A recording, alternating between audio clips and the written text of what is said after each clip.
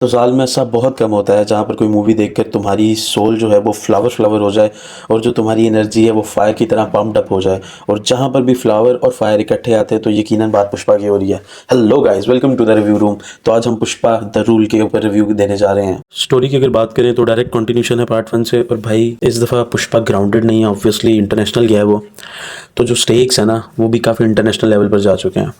और भंवर सिंह ने उसे बिल्कुल फायर की तरह ही टक्कर दी है इस दफ़ा मूवी में। पुरानी दफ़ा का बदला पूरा उसने ज़ोरों शोर से लिया। लेकिन मसला ये है क्योंकि स्टेक्स आई हैं तो पता नहीं कहाँ से कोई कब और कैसे का विलन निकल आए और पुष्पा के पीछे पड़ जाए। लेकिन पुष्पा 1 की तरह यहाँ पे मैटर सीधा नहीं है। यहाँ पे हाथापाई के अलावा पीछे बैक पॉलिटिक्स बहुत अच्छी चल रही है, जो कि मूवी का मैं कहूँगा कोर है, जो तुम्हें और पुष्पा दोनों को सोचने पर मजबूर करती है। और यहीं पर एक और अच्छा पॉइंट आता है कि पुष्पा को स्ट्रगल करते दिखाया गया।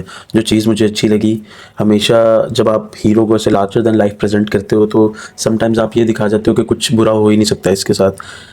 और ये मूवी इस बात को गलत प्रूफ करती है। हमारी मेन लीड को बहुत जगह स्ट्रगल करते दिखाया गया है और बहुत से ही ऐसे लो मोमेंट्स हैं जो पुष्पा फेस करेगा, way you can connect with Pushpa.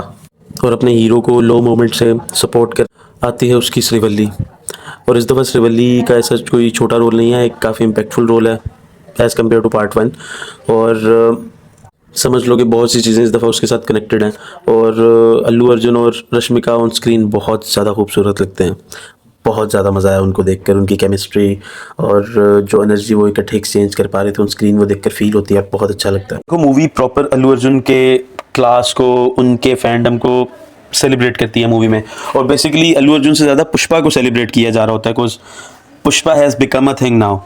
और तुम्हें बहुत इजीली नज़र आ जाएगा कि अच्छा खासा पैसा फूंका गया इस दफ़ा एक्शन सीक्वेंसेस में, बहुत ग्रैंड कर दिए गए हैं कोरियोग्राफी एक्शंस की। उसके बाद कैमरा एंगल्स इतने कमाल लगते हैं वो सारे एक्शन सीन्स के, तारीफ नहीं है। वाकई सुकुमार मूवी के डायरेक्टर यहाँ पे खेल गए तुम्हारे साथ।